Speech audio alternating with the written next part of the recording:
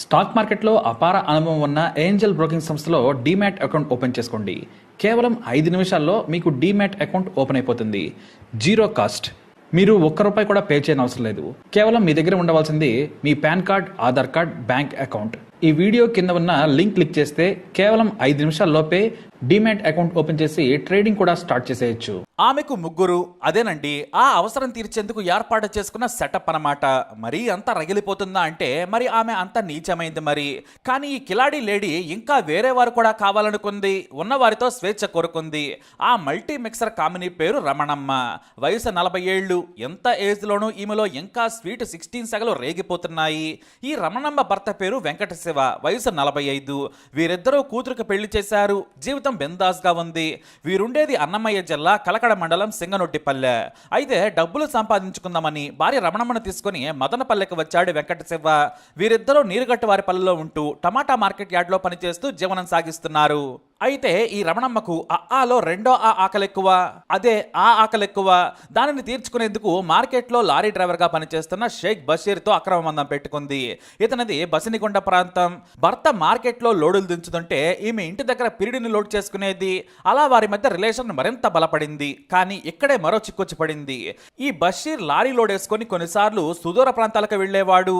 చాలా రోజుల తర్వాత వచ్చి ప్రియురాలు రమణమ్మ దగ్గరకు ఆతురతతో వెళ్ళినా కూడా అక్కడ భర్త ఉండేవాడు. వెంకట శివతో పరిచయం ఉన్నా కూడా కాసేపు మాట్లాడి వెళ్ళిపోయేవాడు. ఆమెతో ఎంజాయ్ చేయలేకపోయేవాడు.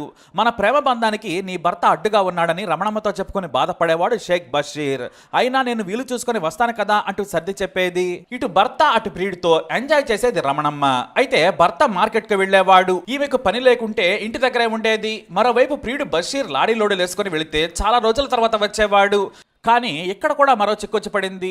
మరి ఈలోపు ఆమె దాహం తీర్చేదెవరు? అందుకే తమ పక్కింట్లో ఉండే జస్ట్ 21 ఏళ్ల గగన్ను చూపులతో కలిపేసింది. అతను గన్నులా కనిపించాడు. ఆ తర్వాత వలపు చూపు విసరడంతో ఒళ్ళో వాలిపోయాడు గగన్. ఇక గగన్ ఏదో ఒక పని మీద ఇంటికి వచ్చి వెళుతూ ఉండేవాడు. ఆ క్రమంలో భర్త లేకుంటే కుర్రాడితో ఎంజాయ్ చేసేది. ఇటు 20 ఏళ్ల ప్రియుడు గగన్, 30 ఏళ్ల లవర్ బషీర్, 45 ఏళ్ల మొగుడు వెంకట శివతో 3 షిఫ్ట్లలో బిజీగా పడక గదిలో గడిపేది రమణమ్మ. అయితే పక్కింట్లో ఉండే గగన్ కు బిందు ప్రియ అనే అక్కుంది. ఆమెకి ఈ రమణమ్మ భర్త వెంకట శివకు అస్సలు పడేది కాదు. ఇంటి ముందు చెత్త వేసి కంపు చేస్తుందని ఎప్పుడు గొడవ పెట్టుకునేవాడు. మరోవైపు లవర్ అక్క అని రమణమ్మ ఏమనేది కాదు. కానీ భర్త వెంకట శివ మాత్రం శుభ్రంగా ఉన్న మా ఇంటి ముందు ఎందుకు చెత్త వేస్తున్నావని తెగ తిట్టేవాడు. ఇద్దరూ పెద్ద గొడవే పెట్టుకున్నారు. కానీ గగన్ కూడా తన లవర్ భర్త అని వదిలేసేవాడు. అయితే ఈ బిందు ప్రియక కూడా తెలుసు తన తమ్ముడు గగన్ కు వెంకట శివ భార్య రమణమ్మతో అక్రమ బంధం ఉందని. అయితే రమణమ్మ భర్త వెంకట శివకు మద్యం తాగించే పనితో ఇంటికి వచ్చి వెళుతూ ఉండేవాడు ఈ లవర్ బషీర్. ఈ క్రమంలోనే వెంకట శివ గగన్ బిందు ప్రియల గొడవను కూడా గమనించాడు. అయితే ఈ గగన్ తో కూడా రమణమ్మకు అక్రమ బంధం ఉందన్న విషయం మాత్రం ఈ బషీర్ కు తెలియదు. రమణమ్మ చాలా తెలివిగా వ్యవహరించేది. అయితే ఈ తాగేటప్పుడు వెంకట శివ బిందు ప్రియ గురించి చెబుతూ ఉండేవాడు. పక్కనే ఉండి చాలా గొడవ చేస్తుంది అని చెప్పుకొని బాధపడేవాడు. కానీ ఈ గొడవని తన అవసరానికి మలుచుకున్నాడు ఈ బషీర్. ఇక చాలా రోజుల తర్వాత ఇంటికి వచ్చినా కూడా ప్రియురాలి భర్త అడ్డుగా ఉన్నాడని రగిలిపోయేవాడు బషీర్. అప్పుడే నేను నీకు తోడుగా ఉంటాను, కలిసి చంపేద్దామన్నాడు. రమణమ్మ దానికి సరేనంది. మొగుడు లేకుంటే ఏంటి, ఇద్దరు లవర్స్ అన్నారు కదా, కావాలంటే మూడో వాడిని కూడా తెచ్చుకోవచ్చు అనుకుందేమో. చాలా సింపుల్ గా కట్టుకున్న భర్తను చంపేందుకు ఒప్పేసుకుంది రమణమ్మ. అయితే చంపినా కూడా మృతదేహం తరలించడం తమ వల్ల కాదనుకున్న బషీర్ వెంకట శివ శత్రువులు పక్కింట్లోనే ఉన్నారని గమనించి బిందు ప్రియ సాయం అడిగాడు. అలాగే తమ్ముడు సాయం కూడా తీసుకోమన్నాడు. మీరిద్దరూ కలిసి వెంకట శివను చంపేందుకు సాయం చేస్తే 25,000 ఇస్తానన్నాడు. అయితే ఈ గగన్కు రమణమ్మకు లింక్ ఉందన్న విషయం బషీర్కు తెలియదు.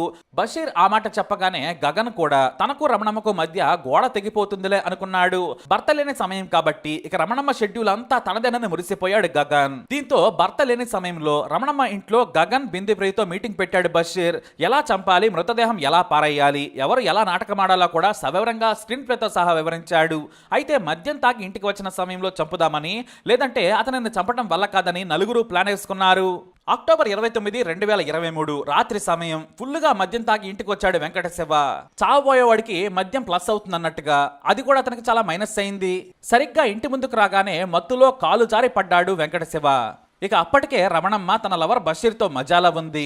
మద్యం తాగుతూ మంచింగ్ చేసుకుంటోంది. భర్త వెంకటశివ ఇంటి ముందు పడి తలకు తీవ్ర గాయం కావడంతో ఇంట్లోకి తీసుకెళ్ళింది. అప్పుడే ఒక్కసారిగా కళ్ళల్లోకి చూసి చంపటం ఇప్పుడే సులువు, ఇక మొదలెట్టండి అని విక్రమ్ కమల్ హాసన్ రేంజ్ లో చెప్పింది. ఇక 25,000కు అగ్రిమెంట్ చేసుకున్న చోటా క్రిమినల్స్ బిందుప్రియ గగన్లను పిలుచుకొచ్చింది రమణమ్మ. మరోవైపు గాయమైనా కూడా మత్తులో పడుకున్నాడు వెంకటశివ. అప్పుడే అసలు పని మొదలు పెట్టారు. ఈ బషీర్ తాడుతో వెంకటశివ మెడకు ఊరేశాడు. నోటినేమో బిందుప్రియ మూసింది. కదలకుండా ఉండేందుకు చేతులను గగన్ పట్టుకున్నాడు. భర్త పెనుగులాడకుండా రమణమ్మ కాళ్ళు పట్టుకుంది. ఇక బలమైన బషీర్ ఉరివేయడంతో కాసేపటికే పెనుగులాడి పాపం చనిపోయాడు వెంకటశివ. తన భార్య పనికిమాలిన రంకు చేసి తన చావు వరకు తీసుకొస్తుందని ఊహించలేకపోయాడు. ఇక రమణమ్మ వెంటనే అతని తల్లికి ఫోన్ చేసి నీ కొడుకు కింద పడ్డాడు, తలకు తీవ్ర గాయమైంది, సీరియస్ గా ఉంది, తాగి కింద పడ్డాడని చెప్పింది. అయినా కూడా వెంకటశివ తల్లి అస్సలు పట్టించుకోలేదు. ఇది కామనే కదా అనుకుంది. మీ ఇష్టం, ఏ గొడవైనా చేసుకోండి అని చెప్పింది. ఇక అర్ధరాత్రి తర్వాత చనిపోయాడని చావు కబురు చల్లగా ప్రియుడి ఒడిలో కూర్చొని ఫోన్ చేసి చెప్పింది రమణమ్మ. దీంతో అంత్యక్రియల కోసం గ్రామం తీసుకురావాలని వెంకటశివ అన్న రమణమ్మకు చెప్పాడు. దీంతో ఆమె కూడా ఏడుపు నటిస్తూ సరేనంది. తన దగ్గరి బంధువైన ఆటో డ్రైవర్ రవిని పిలిచింది. గాయంతో నా భర్త చనిపోయాడు, మృతదేహాన్ని సంగనొడ్డిపల్లెకు తీసుకెళ్లాలని కోరింది. సరేనని అదే రాత్రి సమయంలో వెంకటశివ మృతదేహాన్ని స్వగ్రామానికి తీసుకెళ్లింది రమణమ్మ. మరోవైపు హత్య చేసి తన డ్యూటీకి వెళ్లిపోయాడు బషీర్. ఇక గగన్ బిందెప్రియలు తమ పనిలో తాము నిమగ్నమైపోయారు.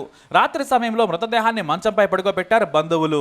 అక్కడున్న అందరికీ కూడా తలకు గాయమై కాసేపటికే ప్రాణం విడిచాడు. దగ్గరలోని డాక్టర్ను పిలిచినా చనిపోయాడని చెప్పి వలవలా ఏడుస్తూ చెప్పింది రమణమ్మ. కానీ వెంకటశివ అన్న మాత్రం తలకు గాయమై చనిపోతే మెడకు ఎందుకు ఉరేసినట్లు చారలు ఎందుకున్నాయని రమణమ్మను నిలదీశాడు.